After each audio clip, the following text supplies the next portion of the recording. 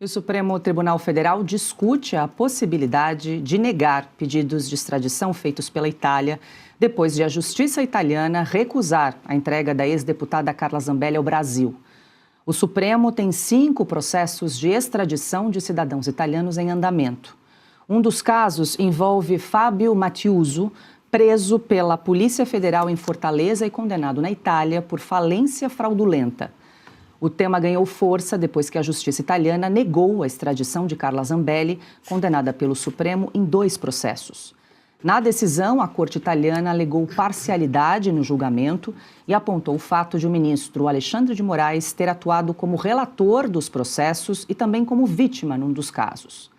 Integrantes do Supremo avaliam que a recusa italiana pode levar o Brasil a adotar o mesmo entendimento em pedidos de extradição apresentados pelo governo da Itália. Deixa eu aproveitar, então, dar as boas-vindas. Aliás, casa cheia hoje em Oeste Sem Filtro. Vamos dar a geral aqui, produção, porque temos a ilustre presença de Ana Paula Henkel, que saiu das telas e veio para o estúdio. Seja muito bem-vinda, Ana. Obrigada, Paula. Ela mesma.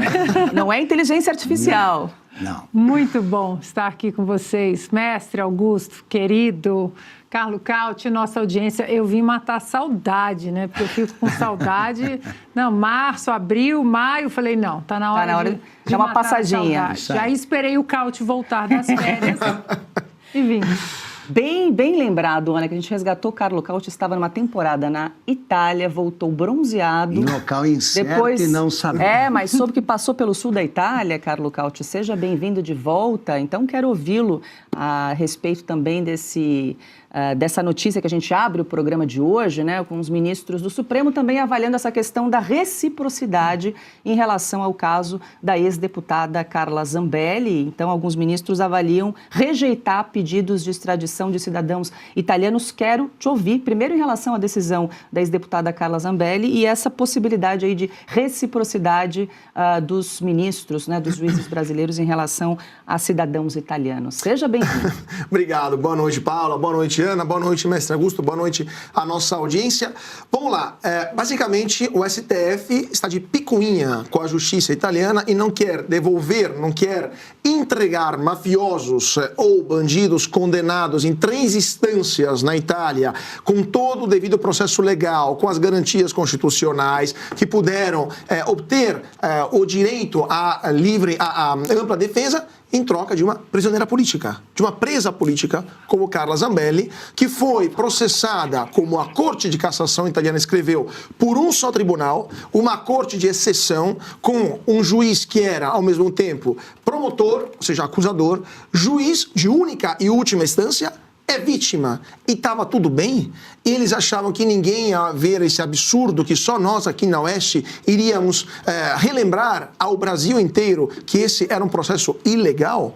A Corte de Cassação da Itália, que é o equivalente ao nosso STJ, em sessões reunidas, ou seja, no máximo da sua capacidade jurídica, da sua força jurídica, disse não, que o processo no Brasil era nulo, porque viciado por gravíssimas irregularidades, portanto não poderia ter sequer acontecido e que, portanto, Carla Zambelli era uma presa política e não deveria ser extraditada no Brasil. Então, é uma derrota e tanta para o Supremo Tribunal Federal, que com a sua arrogância de sempre não entendeu a aula de direito que recebeu de uma corte que, inclusive, é de esquerda. A justiça italiana é tradicionalmente à esquerda em relação, por exemplo, ao atual governo, são poderes separados, e é a terceira vez que o STF é humilhado por uma jurisdição internacional pelas ilegalidades que estão sendo cometidas no caso dos processos do 8 de janeiro, no caso do processo contra os opositores do governo Lula. Relembramos o caso lá no Santos, nos Estados Unidos, que o governo americano, Biden, inclusive, não quis extraditar, então não era nem o Trump. Relembramos o caso Oswaldo Eustáquio, na Espanha, de Sánchez, também de esquerda, que não quis extraditar. Agora, relembramos também o caso dos exilados políticos na Argentina, né, que o governo argentino também se recusou a extraditar, e agora o caso da Carla Zambelli. Quando o Supremo vai entender que extrapolaram das suas prerrogativas, que estão atuando na ilegalidade e que estão destruindo um atrás do outro todos os resquícios de legitimidade que ainda sobrava na Suprema Corte brasileira? Já dei as boas-vindas para a Ana, também quero ouvi-la em relação aí a essa decisão, né, Ana? Nós comentamos, inclusive, na semana passada, porque veio a público, foi tornada pública a sentença da Justiça italiana que escancarou a parcialidade no caso do ministro Alexandre de Moraes, porque a gente lembra que uma das condenações da Zambelli foi por ter hackeado, essa é a condenação, né? Hackeado o sistema do CNJ, do Conselho Nacional de Justiça. E o ministro Alexandre de Moraes integrava justamente o Conselho Nacional de Justiça. E, portanto, ele seria a vítima e, no caso, se tornou o julgador, né, do caso de Carla Zambelli. A justiça italiana olhou para aquilo e, obviamente, inclusive escreveu na sentença, usou o termo, né, ilogicidade, para justificar a rejeição da extradição de Carla Zambelli. Não, e o que impressiona é que, como o Cauty estava dizendo, é uma corte que tem uma pendência, assim, né? Aliás, o pêndulo vai um pouco para o lado esquerdo, mas mesmo assim olhou o lado técnico, não olhou o lado ideológico, não olhou o lado político e disse o óbvio, acho que a página número 1 de qualquer faculdade de direito que um juiz envolvido no caso, sendo vítima ou em qualquer outro ponto, não pode ser o juiz do caso. Nós estamos falando esse ponto que a justiça italiana trouxe, a Revista Oeste fala há 6 anos, desde a criação da Revista Oeste, em março de 2020. Há 6 anos, a Revista Oeste fala isso, que essa confusão que o Alexandre de Moraes faz, na verdade, joga a nossa Constituição na lata do lixo. E aí, Paula, se você me permite, eu queria jogar uma pergunta aqui para o Cauty, né, para matar a saudade e para saber também se houve alguma repercussão na imprensa italiana, porque as decisões do ministro Alexandre de Moraes, elas chegam já com uma certa... de maneira constante na imprensa americana, no Wall Street Journal, no New York Times. São várias matérias que citam o ministro Alexandre de Moraes e essas decisões nada técnicas. A imprensa italiana, de alguma forma, repercutiu esse caso? Muito pouco, Ana, porque de forma... até diria quase covarde, por exemplo, a italiana, não se pode criticar o Supremo, porque senão se faz o jogo, segundo eles, segundo muitos colegas italianos, do Bolsonaro, né, contra o Lula. Então, os absurdos, os abusos e os absurdos do Supremo Tribunal Federal não são tão evidenciados na imprensa italiana como são na imprensa americana, em algumas imprensas agora europeias também, pela britânica, por exemplo, na francesa, em alguns casos. Na Itália, isso ainda não se fala com tanta força. Então, sim, foi um caso que apareceu na mídia, mas de forma muito asséptica, vamos dizer assim, não teve tanto comentário, até porque hoje as atenções de boa parte da opinião pública lá são em relação ao Oriente Médio, a guerra no Irã, os efeitos econômicos no dia a dia dos europeus, inflação. Então, isso meio que ficou como uma linha à margem nos jornais por lá. Mas, com certeza, o mundo diplomático, o mundo político sabe sim que no Brasil temos um grave problema de instituições que não estão fazendo o seu dever de casa, que não estão atuando de forma legal, nem legítima, é legal mesmo, respeitando a lei e a Constituição, e isso obviamente tem consequências, porque colaborações, possíveis parcerias são, no mínimo, congeladas, porque ninguém quer fazer algo com um país onde uma Corte Suprema enlouqueceu e está tomando decisões de cunho político e não mais de cunho jurídico, né, de cunho constitucional. Deixa eu só aprofundar, vamos aproveitar que o Cauty estava de férias, então vai voltar a trabalhar um pouquinho mais, né, Ana? Tá certo. O Cauty, sobre essa questão da reciprocidade, né, que então alguns ministros avaliam essa possibilidade, já que foi rejeitada a extradição de Carla Zambelli, tem alguns casos aguardando aí uma resposta da justiça brasileira. Como é que você avalia que a justiça, né, pode se comportar, né, a partir dessa decisão de Zambelli? Você já teve algum precedente, né? Se dá para a gente fazer algum comparativo com outros casos anteriores? Mas, Paula, vamos lá. Primeiramente, o Supremo Tribunal Federal ou não sabe ler ou esqueceu que entre a Itália e o Brasil tem um acordo de extradição assinado há mais de 30 anos, em 1989, que é muito claro. Você só pode negar a extradição de alguém, que é um processo jurídico longo, complexo, articulado, somente se o fato, se for um preso político, se for um crime político, como o caso da Carla Zambelli, se a pessoa for submetida a julgamento por um tribunal de exceção na parte requerente, que foi o caso da Zambelli, ou se a lei de uma das partes não prevê o crime lá, e me parece que nos dois casos, falência, crime de organização criminosa, estão nos dois lados, ou também se a parte sendo julgada, processada no país, no caso no Brasil. Além disso, não há outras possibilidades de recusar uma extradição de um criminal comum que foi processado e condenado em 3 instâncias lá na Itália, que teve um processo de extradição que foi expedido na base desse tratado. E por que não deveria ser enviado? Onde está escrito a palavra reciprocidade? Não existe a palavra reciprocidade no tratado de extradição. Invencionice do Supremo Tribunal Federal, que tenta justificar o injustificável, que não sabe como explicar para um tribunal superior de um outro país na Europa, no caso, que esse processo era uma farsa, e como esse processo, todos os processos aos envolvidos do 8 de janeiro, ao ex-presidente Jair Bolsonaro, aos membros do seu governo são ilegais, e, portanto, tem que ameaçar de não extraditar criminais perigosos. Mas aí faço a pergunta também, vão fazer o quê com essa turma? Vão soltar mafiosos nas ruas do Brasil, como se não tivéssemos já suficientes criminosos por aqui? Vão soltar esse senhor que é um estelionatário serial nas ruas brasileiras? Porque a Carla Zambelli claramente foi processada de forma ilegal. Esse cara não. Esse cara é um criminoso comum. E aí, vão dar de presente para os brasileiros mais criminosos? Boa sorte. E depois a Carmen Lúcia reclama que os taxistas são todos críticos ao STF, né? Augusto Nunes, boa noite. Boa noite, Paula. Boa noite, Ana. Minha querida parceira, é bom dizer isso de perto. Carlo Cauti, bem-vindo. Boa noite a você que nos acompanha.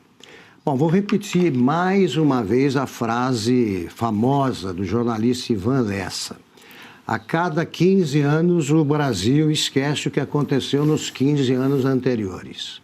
Isso aí está acabando no Brasil. Isso aí permanece, essa maldição, no Supremo, por malandragem. Eles fingem que não se lembram do que aconteceu de 2010 para cá. Então, vamos lembrar. Em 2010, o Supremo